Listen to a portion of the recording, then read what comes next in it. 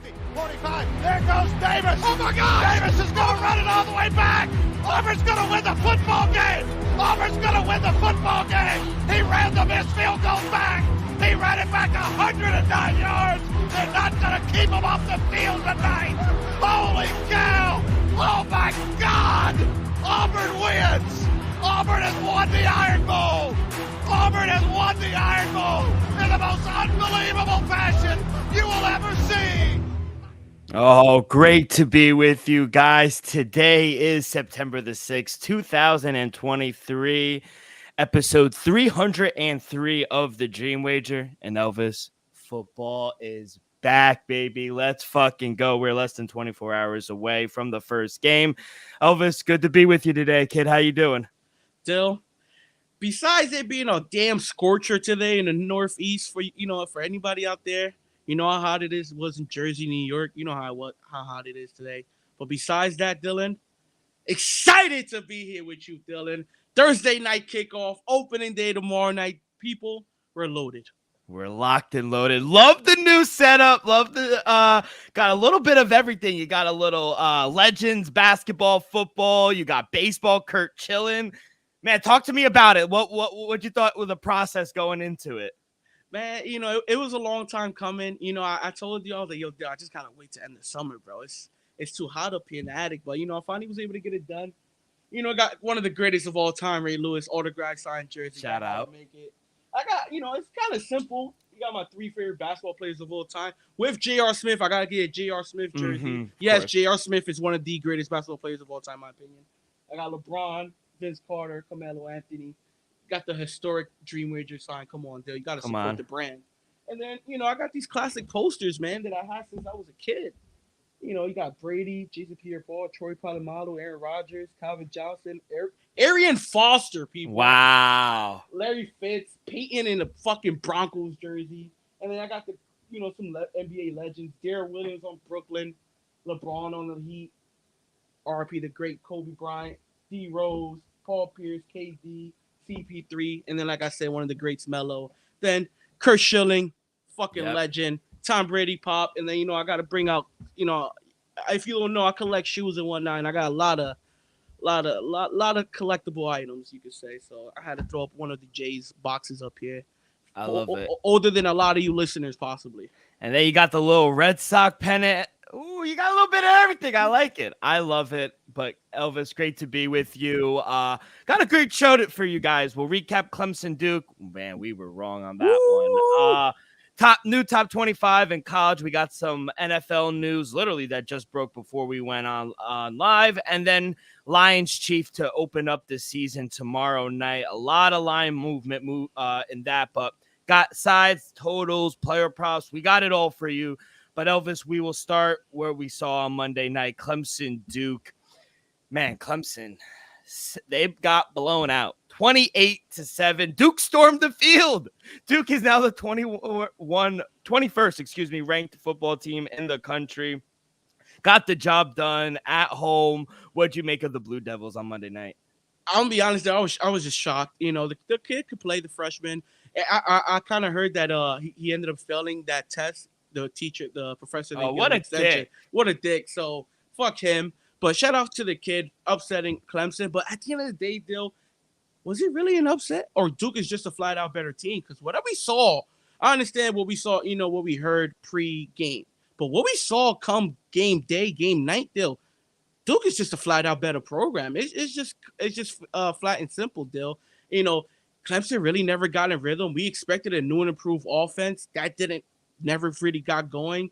So give Clemson to the Dukies, that defense for making Clemson look, let's just say, fucking below average, though. Could we honestly say Debo Swinney, it might be the end of the road for him? Because he got to switch up, though. You're muted. Yeah, a lot of people were saying that, and I don't know. His buyout is insane. I was telling you earlier in the day, it's about 50 or 60 million the next 3 years. So I don't think he'll lose his job. Brett Venables, the defensive coordinator, leaving them. I think that was a big issue for Clemson. But yeah, they only scored one touchdown. They did fumble twice in the end zone.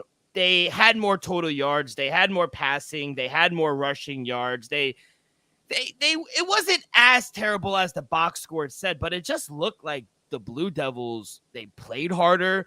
They played cleaner football. They didn't turn the ball over. And Riley Leonard, the quarterback for Duke, I mean, he was flat out. He was better than Cade Kubnik of Clemson. You know, Riley Leonard, 17 for 33, 175 yards, no touchdowns, but he didn't throw it away. He also rushed for 98 yards. I would argue a little better than Danny Jones when he was at Duke, but apparently he's going to be good. Look, you got Joe in the comments. What a powerful studio. Holy setup. So shout out Joe from the chat. But, you know, I thought it was a good performance by Duke. They took care of business at home. And now they have a game at home against Lafayette, which they're expected to win now. Yeah, very winnable. So very good job by Duke. And, yeah, like I was saying, the top 25 in the country now.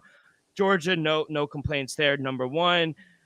Michigan at 2, Alabama at 3. Big game this week in Tuscaloosa against the Longhorns. Number 4, the big win against LSU. Florida State shoots up to number 4. Ohio State comes down to 5. I told you there was a bad game. I know they won, but it wasn't an impressive win. USC stays at 6. Penn State's at 7. Washington moves up to 8. You got Tennessee Volunteers at 9. And Notre Dame rounding out the top 10. Any big surprise for you in the top 10? Not really, Dill. It's still early. Like you said on the last pod, Dill, the fact that Ohio State went down, like, it's not a shocker because what we saw on the field, Dill. But at the end of the day, the fact that you go down a spot after week 1, it's not a good look. You know, it's not a good sign. So the fact that Ohio State is going downwards, not upwards, is a cause for concern. Yeah, I'm going to hit everyone with my quarterback saying, relax. It's 1 week, but no, you're right. The offense was an issue week 1, and it was against an Indiana team. So when they play Michigan, they're going to need to perform a little better. But rounding out the top, 15, you got the Longhorns at 11. Houston, big win for Utah. Excuse me. Utah at 12. They beat the Gators opening week. Bo Nix, Oregon Ducks, they put up 81. Poor Duck is still doing push-ups, man. They're at 13. Woo! LSU, they drop from 5 to 14. Still too high. You think so? Why? You know, at the end of the day, I understand Florida State is a good program, Dill, but at the end of the day, it's expectations. I expected LSU. You know, they lost the game, so what? But, you know, they were just sleepily flat in the second half, Dill. You know, if they come out with the same fire they had in the first half, but you basically got blown off the field in the second half, Dill. So that worries me some. So that just shows me they're not a very good football team. Maybe in a couple weeks from now, yes. But week 2, they're not a 14th ranked team. I want to remind people they did lose opening week last season to Florida State, and they wind up winning the SEC West. So familiar territory. But I would argue, yes, it's very disappointing. You thought they would want revenge back at home. But, you know, I think it says more about Brian Kelly than actually the players. There was no coaching adjustments in the second half in that Florida State LSU game. Not so much on the players. Like, I think Brian Kelly needs some of the blame as well for LSU. So I agree partially with that. But 15, Kansas State, Oregon Ducks, 16, DJ. They told me he was the problem in Clemson. He winds up transferring, and now they have a better program than Clemson right now. So they told me all offseason that DJ was the problem. It doesn't look like he was the problem on Monday. Tar Heels, big win against South Carolina. They're at 17. Boomer Sooner, Oklahoma's at 18. The Badgers of Wisconsin are at 19. Ole Miss at 20. Duke Blue Devils at 21. Coach Prime and Buffalo is at 22. Texas A&M at 23. The Green Wave of Tulane is at 24. And then Clemson rounding out the top 25. So we'll see. I love the slate this weekend for college football. We'll have a ton of plays there. But Elvis, let's transition to the NFL news. We got some breaking news that just happened. Seahawks, Joey's team, Seahawks rookie first-round pick Jackson Smith-Njigba. You know, he underwent wrist surgery last month. He is expected. He is activated. He will play against the Rams. Line is still at 5.5. I expect it to go up just because we also got news in that game. Sean McVay came out and ruled out Cooper Kupp for the season opener. And he also said, which makes me believe that it's going to be longer than just week 1. He also came out in a presser and said he would not rule out placing Cooper Kupp on the injury reserve in the next few days. You know, we expected Cooper Kupp to come back, have a great season. Everything was good until last month when he aggravated his hamstring. They said, oh, you know what, we're going to shut him down. Last week, he tried to practice, re-aggravated. Hamstring's kind of an injury where it's a lingering injury if you don't take care of it. I'm concerned for them now. You know, I was heavy on the Seahawks. By the way, I put in a Seahawk ticket to win the Super Bowl just because the NFC is so up in the air. And if the Eagles and the 49ers don't, I think they have a complete team on offense and defense. And we don't have to talk about head coach, but getting a little too far. But, you know, what'd you make of Cooper Kupp not being available, not just for this week, but predominantly maybe for the next few weeks? Yeah, that's major news, especially, you know, just because I feel like Cooper Kupp is honestly the number one option and number two option when it comes to that offense. Thank God we drafted Tutu Atwell. I drafted Tutu Atwell. Shout out Duba. He got Cooper Kupp. Just to mess with him, I sent him a trade with Tutu Atwell in it. You know, just to mess with him. But at the end of the day, seriously, it's a big loss. You know, at the end of the day, you got arguably the best wide receiver in football, not just out week 1, but possibly out for a couple of weeks still with a lingering hamstring injury. So that offense is not going to be good. We already know what's their win over under 6.5 wins. If you're telling me 5.5 now, 5.5 now, if Cooper Kupp, let's just say for example, he's not back to week 6. You're not going to win more than 2 games till week 6. I'll let you know right now. At the end of the day, I understand you got Aaron Donald. Matt Stafford still top 10-ish quarterback. I agree. But without Cooper Kupp, that's a mediocre offense. And then guess what? That defense is going to look real mediocre when the offense is off, 3 and out. First down, then in punt. It's not going to work like that, Dill. So it's going to be a major loss. And I agree with you, Dill. If he's out week 1, week 2, week 3, Dill, we might have to see something going on. Maybe week 4 would be a good first. Maybe ease him back. They're on the road against. Yeah. At the end of the day, there was a hamstring injury. So if he's out week 1, he's definitely gonna be out week 2. They can't rush him back when it comes to a hamstring injury, knowing the fact that he missed the rest of the end of last season with it.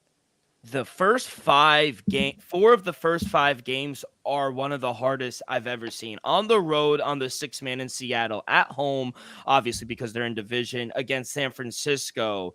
Then they're on the road on Monday night against the Bengals. Then they're on the road back-to-back against Indianapolis. I think they could win that, maybe. And then they're home against the Eagles. Like, they don't have a very easy start, I would argue. So I can make the case they're going 1-4 with Cooper Kupp.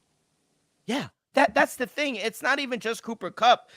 Are you 100% sure Van Jefferson is gonna have a comeback season? Because I'm not. No, Dill, that's the thing, Dill. Who can you besides Cooper Kupp? Who's the number one option? I can't name you. Is it Van Jefferson? Is it Higbee. Atwell? Is it Higbee? Is it fucking Cam Akers? That's my question. Last year they had Allen Robinson, but he was a complete mess. He's a bum. He was a bum for that team. I still think he got some life left, but he was a complete disaster for the Rams last season. I agree with that, Dill. But are you telling me we're going to expect, high 20s, low 30 points a game average with Tutu Atwell, Van Jefferson, and Tyler Higbee as the 1, 2, 3 I just don't options? see it. Come on. I don't care. Matt Stafford could go out there, complete 85%, throw no interceptions, and I still don't see it. Yeah. And Matt Stafford, he's not he likes a deke and duck in those slant routes. So he's not really, unless it is to Cooper Kupp, throwing it downfield. So yeah, very, very concerning there. But there is good news on the other side of the ball with Jackson Smith and Jugba.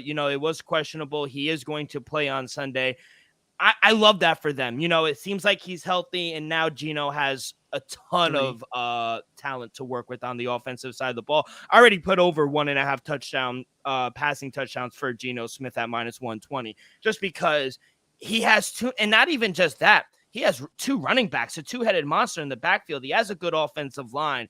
The main question is, can Geno Smith do what he did last season? And if he can, I think this team is live to make a big run in the NFC. What'd you think? Still, I think him getting back the rookie is a big addition. Now you have 3 reliable number 1 options. You know how Tyler Lockett, he's been number 2, but Tyler Lockett will be a number 1 in a lot of teams. And then you got Jackson Smith, who has the potential to be one of the best wide receivers in this draft class. And I don't even have to mention DK Metcalf. He's already a special talent deal. And then you got Kenneth Walker, the 4th. You got that rookie Zach Charpain. So offensively, they're loaded, Dill. I agree with you. I think that will be a smart play. Honestly, I might go with you on that one over 1.5 touchdowns. But I expect Geno to honestly take advantage of that poor secondary and young secondary from the Rams going to be offering up Sunday. And you telling me now he has 3 weapons instead of 2? Psh, good luck, Rams. And remember, when we were previewing the 49ers, what was the one thing that was our concern? The injury bug. Because they have the most depth, they have the most talent on both sides of the ball. It's the injury bug. And if they get another hiccup, we're not wishing that, but I think if that happens and Seattle can stay healthy, I think they're alive, not even just to make a run to win the division. So I'm actually getting a little higher on the Seahawks than I have. It all depends, though, because what we saw last season, we saw Brock Purdy win 8 straight. I know. Like, no bullshit, Dill. Like, can Sam Darnold, like, I'm convinced we're going to see, if Sam Darnold sees the field this season, I believe we might see the best version of Sam Darnold. 100%. Like, so if the injury bugs do hit the 49ers once again, is it going to be a major? This team got to the NFC Championship game injured. This team, just a year ago, got to the NFC Championship game injured. Year before that, they got almost to the they got to the Super Bowl. Yeah. So, Dill, it's something special about this 49ers team. Like you said, they're just one of the deepest teams. It's just, can 90% of the staff stay healthy? Yeah. 90% of the staff stay healthy. That's crazy. Watch out. Yeah. Let's stay on the 49ers. We talked about Nick Bosa, and a lot of things that I read earlier today was, he missed team meetings today, but he is in the building. So there was a sense that they were going to get a deal done. Everything that I heard and read, this deal was much easier to get done than what they're working on in Kansas City with Chris Jones. It was just about the number, but Nick Bosa has agreed to a 5-year, $170 million extension with the 49ers. 122.5 of it is guaranteed.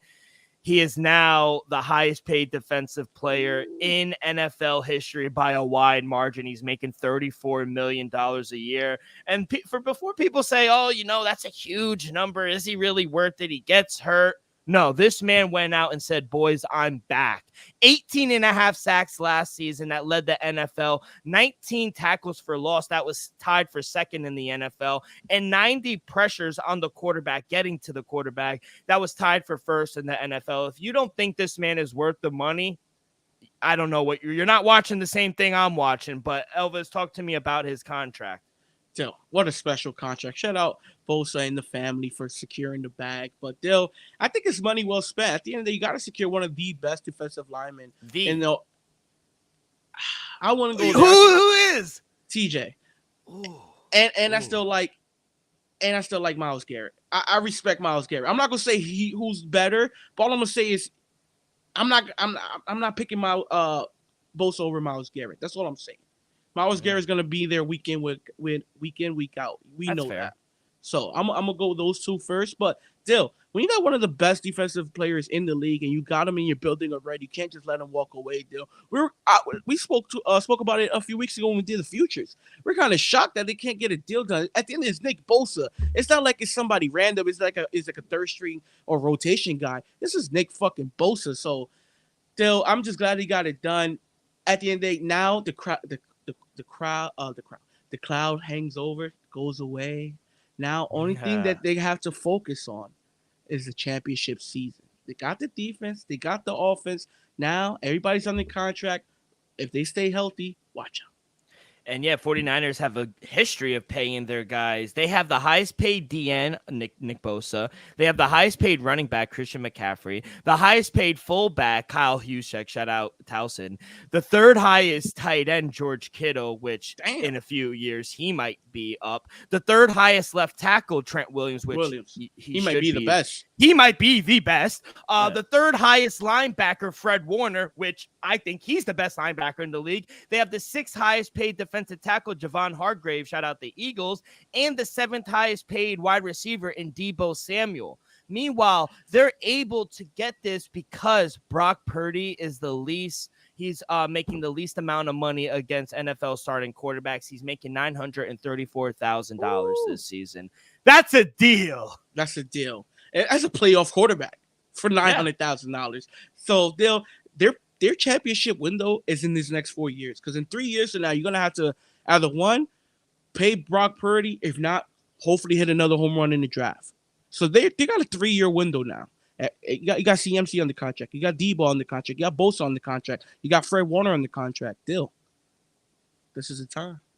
This is the time, and it was on both sides of the ball. Look how many stars I just named. So very interesting. I'm happy for Nick Bosa. He definitely deserves the money. So he will be active for Sunday against the Steelers, and I think they need him. Going to be a very good game over there. And then lastly, obviously, the Chiefs, apparently everything, they took an MRI with Travis Kelce. He hyperextended his knee in practice on Tuesday. Jason, his brother said that it's a bone bruise. So they're saying hyperextension. The brother's saying bone bruise. I'm going to go with bone bruise. Apparently, from what I've read, multiple sources, the ACL is intact. There is inflammation in the knee, and they're going to test it again today. And apparently he just came out and said something. Breaking news.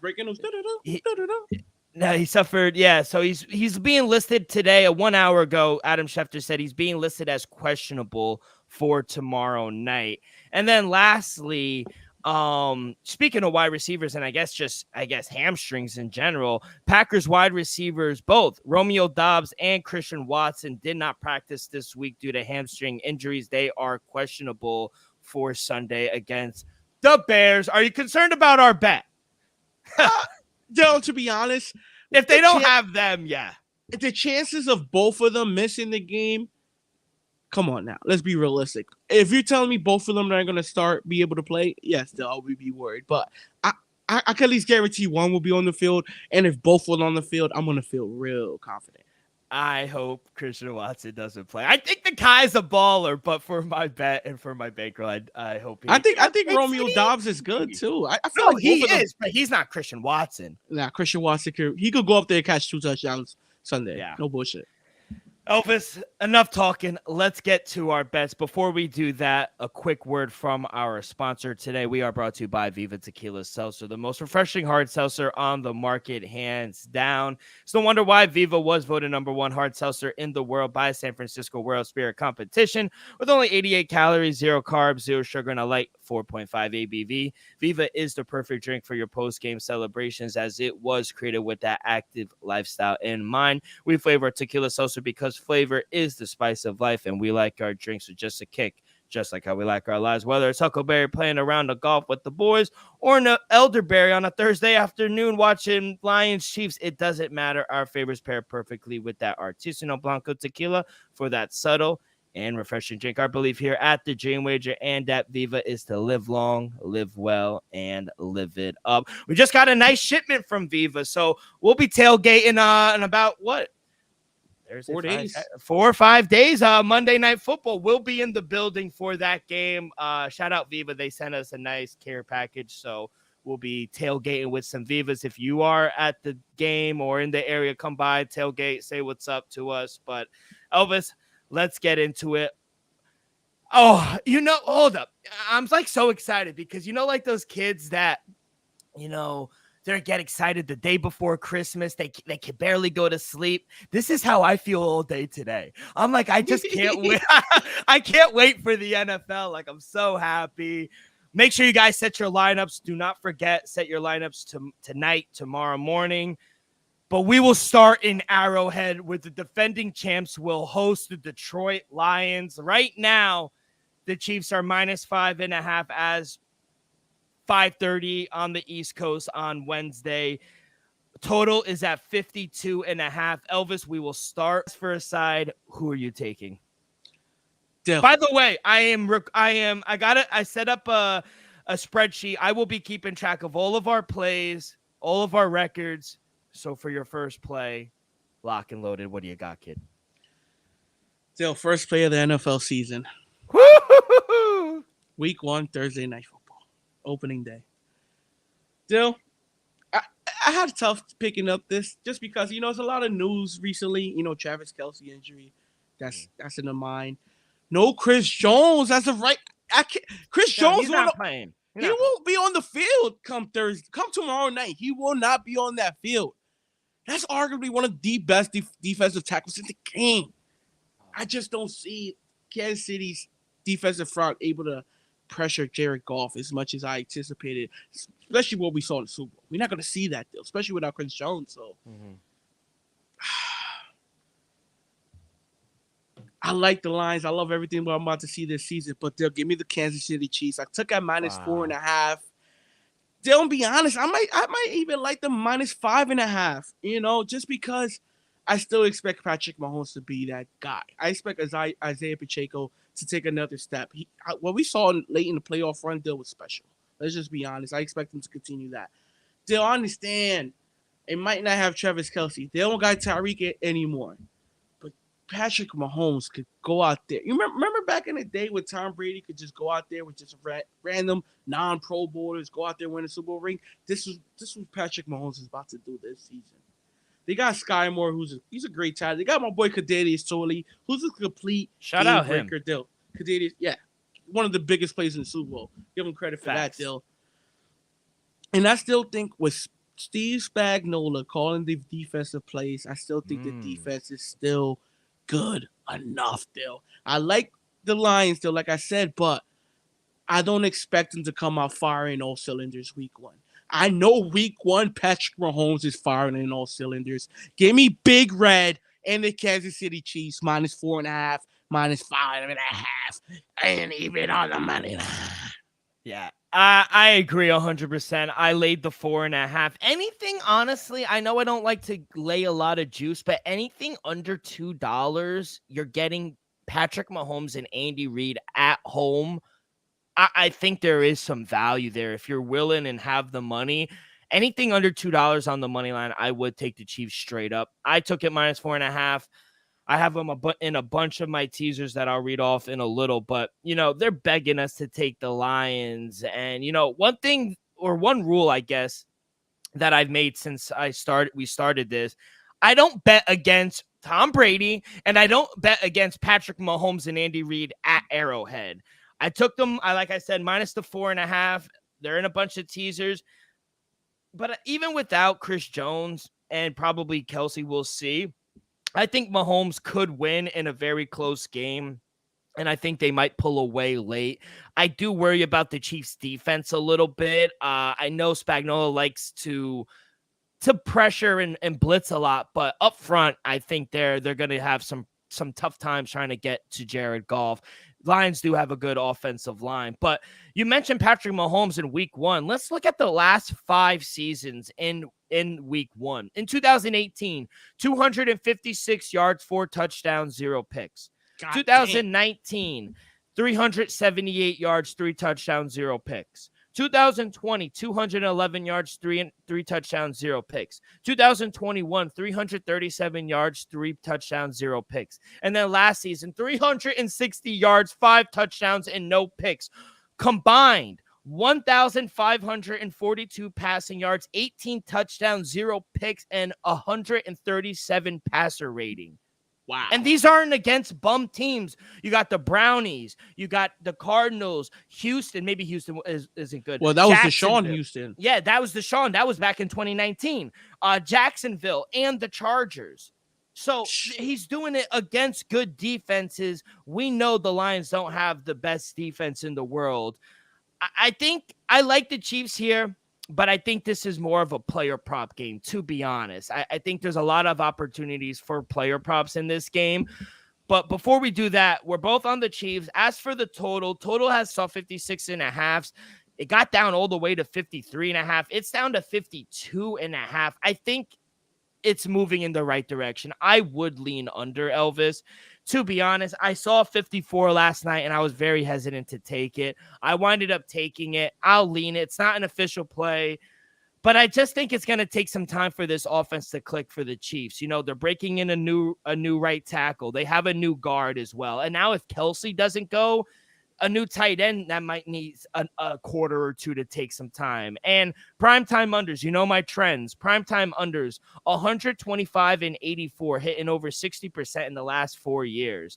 Jared Goff, 14 and 9 toward the under with a total of 51 or higher. And Thursday night games, 19, 8, and 1, hitting over 70% toward the under with a total of 51 or higher. I think the steam is moving in the right direction. I would lean under in this game. How about you? Dill, at 52.5, I'm gonna be honest, Dill. I'm gonna lean with the over, Dill, just because if it's still at 54, I like the under 54, even under 55, Dill. But at 52.5, Dill, I still think the game could get out of hand a little bit. I could see Kansas City putting up 30 points. It's just the Lions put up 24, 20, 23, 24 around there. So that's my thing, Dill. So if anything, I'll lean the over just because I know what to expect from Kansas City, even without Travis Kelsey, Dill. You just read off the fucking stats of the last 5 seasons. So yeah. I honestly, one of the player props I might look at now is over 1.5 passing touchdowns.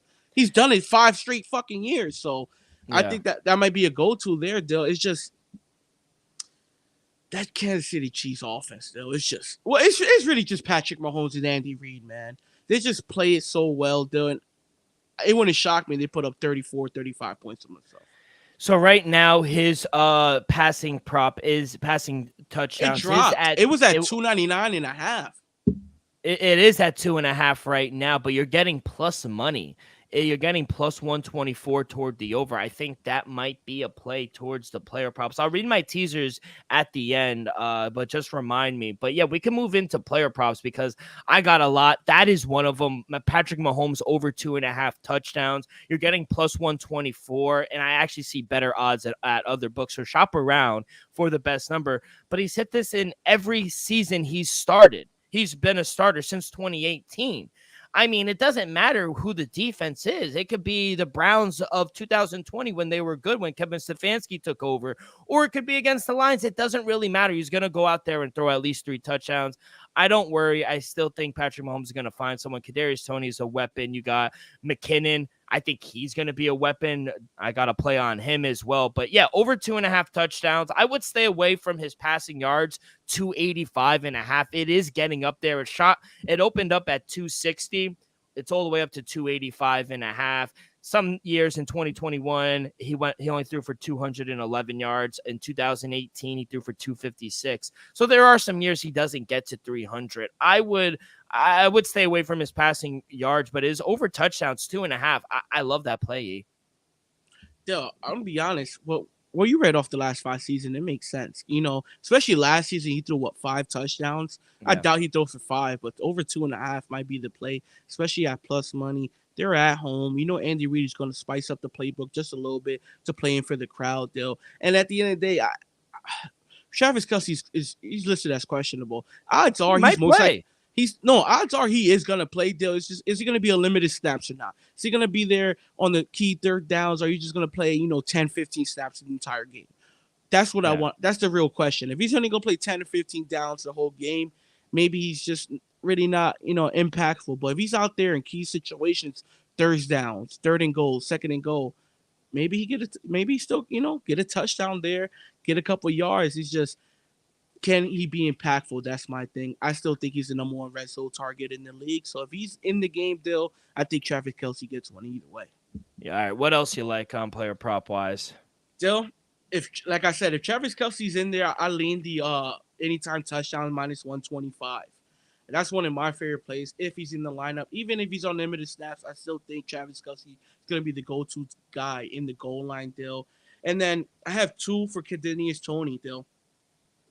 I think Andy Reid is going to reward this kid with a couple trick plays, still. So with that being said, the fact that it's only at half a yard, give me Kadarius Toney over a half a yard at plus 190. I think Big Red is going to hand it to him once, maybe even twice on the end around, and he might go the distance. Still, you know, he got that speed. And then Dill, give me his over receiving prop. Like I said, Travis Kelce's most likely going to be questionable, and if he does play, he's going to be limited in game. Give me Kadarius Toney over 32 and a half receiving yards. Coming off last season, you know, he got some reps with Patrick Mahomes. Don't get me wrong, I do believe Sky Moore is going to be the number one target. But week one, especially Travis Kelce's at 100%, you're going to go to somebody that you've done this before. And I think Kadarius Toney is a familiar face, and Patrick Mahomes trusts him. I think the number's too short. Give me Kadarius Toney over 32 and a half receiving yards and over a half a yard rushing. I love it. I love it, Elvis. I got 3. I'll run through you. I'm just looking. I'm like scrambling just because the lines have changed since I've put them in. I put them in a few days ago, so I'll give out what they are now. So I like David Montgomery over. It's at 52 and a half rushing yards now. I took it at 49 and a half. I just thought the number was too low. I know they drafted Jahmyr Gibbs, but the main focal point is him rushing the ball. So I do like him. I think they are going to pound the rock a little bit. And that's what you want to do against the Chiefs, who are going to be without Chris Jones. You want to pound the rock a little bit. They have a good offensive line behind Penei Sewell. I think they're going to rush the ball. I like David Montgomery. So I'm going to go over 52 and a half rushing yards. I'm going to go Jahmyr Gibbs over 31 and a half receiving yards. I got it at 27 and a half. It's at 31 and a half now. Lines are moving. And I also took him anytime touchdown. I got it at plus 225. It's down to plus 165. So I don't like the value now, but you could even ladder him getting 2 touchdowns. I think that's live. I just love his chance to catch the ball because that's his game. Even when it was at Alabama, he was a receiving back. You know, kind of maybe I think he has the potential maybe to be like an Alvin Kamara 2.0. So I think he could catch the ball out of the backfield and find the end zone. Yes, like I just said, David Montgomery, he's going to be there, and he's going to run the ball. But outside of him and Amon-Ra St. Brown, they don't have much like depth. I feel like outside of him to throw the ball. So I think Jahmyr Gibbs will get a chance. And the Chiefs last season, they gave up the second most catches and receiving yards to running backs in 2022. So I love it that Chris Jones isn't playing. You know, like I said earlier, I know he loves to bring the pressure, Spagnuolo and blitz, but I feel like Chris Jones is the only game changer they have on that defense. He showed it in the playoffs in the Super Bowl. So I feel like they have a little advantage against that defense without Chris Jones. And I think he goes over his receiving prop. I'll take him to find the end zone. And also give me McKinnon anytime touchdown as well. I got him at plus 200. He is down to plus 180, but I think he's another guy that could find the end zone. I feel like this guy is going to be a big-time player in the passing game tomorrow. You know, he scored 9 receiving touchdowns last season, and he also outsnapped Isaiah Pacheco in the late weeks 13 through 18. He outsnapped Isaiah Pacheco. He scored 8 touchdowns, and in the red zone, this is key. In the red zone, McKinnon had 35 touches, 20 rushes, and 15 catches. So I think he's going to get actually not one. I think he's going to get multiple shots down in the end zone to find the end zone. And Elvis, I would even sprinkle him to have 2 or more touchdowns. Jared McKinnon at plus 900. So I think it's some value there. I think he does find the end zone. But those are all my props. I got any more for you, kid? Yeah, I ended up taking Jahmyr Gibbs over 39 and a half rushing yards. So I think this number is too short. I understand they got David Montgomery, but I think Jahmyr Gibbs is going to be the number 1 option. You know, he's going to be the RB1, and I think he's going to be the number 2, possibly the number 2 option till Jameis Williams comes back in the wide receiver area as well, Dill. So I think he's going to, like you said, Alvin Kamara 2.0. This kid is known for catching the ball out the backfield, Dill. Some people say he might be better catching the ball than running the ball. I think the Lions are going to utilize both. I think, what we saw last year, Dill, we saw Swift handle most of the load, and then we saw Jamal Williams break it in for a touchdown, Dill. So I think we're going to see a lot of that. Jahmyr Gibbs rushed the ball, and then David Montgomery finish it off in the end zone. So give me Jahmyr Gibbs over 39.5 rushing yards in the game at -114, Dill. And then give me David Montgomery anytime touchdown. This is a lean, people. I didn't put it in yet. I might put it in a parlay tomorrow for it, but I might even add it to my action come tomorrow. I love the play.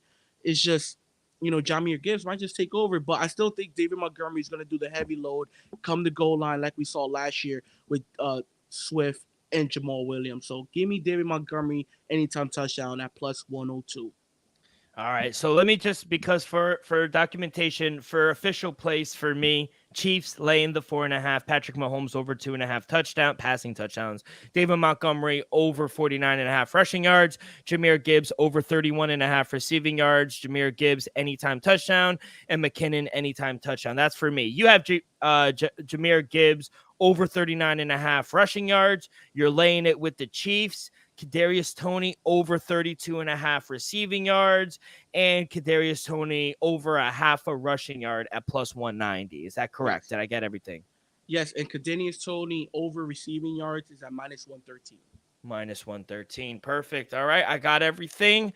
And heavy lead on David Montgomery anytime touchdown, people. Hey, you heard it here first. Heavy lead. Honestly, Dale, you know what? Fuck Put it in. It's week one. Put it in. 5 plays, lock and loaded. I have over 12 teasers. I have a parlay involving every team. It's week one, baby. I don't think some of these teasers, I'm sitting there like, who could fuck this up? Like, these are perfect. I feel like it's week one. Like these are, expect the unexpected. So let me read you the teasers that I'm telling you right now. Chiefs. I'm telling you right now, in your teaser, if you didn't tease the Packers up, you're in trouble. I didn't involve the Packers in any of my teasers because I just stayed away. One of my teasers, 5-picker, 6-point teaser, 5-legger at +400. Chiefs, this was when they were -6.5. Chiefs down to a half. Jaguars +1. Ravens -4. I got the Vikings to even, and I got the Commanders down to -1 +400. That is beautiful. A 6-point 6-legger +600. Now we're getting crazy. Chiefs down to a half. Ravens -4. Jaguars +2. Vikings to even. Commanders -1. And the Jets +8.5. Let's go, baby. I got a lot more, but we'll save them for Saturday's episode. But Elvis, any last words? It was great to have our first Wednesday back. And football is back, baby. Football is back. What are your last words, kid? Dill, good luck for tomorrow. We'll probably watch the game together. You'll probably get a few drinks in as well. It's going to be a great night. Everybody, best of luck. Enjoy the season. Good luck to your favorite team. I'm a Patriots fan. Dylan's a Jets fan, so we kind of fucking hate each other. But it is what it is. Best of luck to everybody. And remember, no, you know what?